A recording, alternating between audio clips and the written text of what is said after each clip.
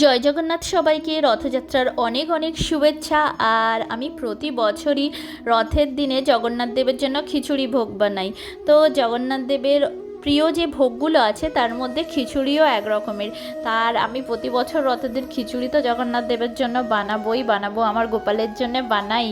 যাই হোক, আজকে আমি যে প্রসাদগুলো বানিয়েছিলাম ভগবানের জন্য, যে ভোগ লাগিয়েছিলাম, সেগুলো তোমরা একটু দর্শন করো। আর আজকে আমি আমার গোপালের জন্য, জগন্নাথ দেবের জন্য এইগুলোই বানিয়েছিলাম। আর বিকেলে আমাদের এখানে একটা রথ বেরোয় আমাদের মঠ থেকে, তো সেখানে প্রচুর ভক্তরা সেই রথে অংশগ্রহণ করে। যাই হোক, আমার বের হওয়া হয় না রথের সঙ্গে, তো আমি একটু গেটের সামনে আসি, এসে ভগবানের দর্শন করি, আরতি করি, রথের দড়ি টানি। তো এই সুযোগে আমার এখানেই রথের দড়িটা টানা হয়ে যায়, ভগবানের দর্শনও হয়ে যায়। তো তোমরাও একটু দর্শন করো আমাদের পাড়ার মঠের রথ। রাধে রাধে।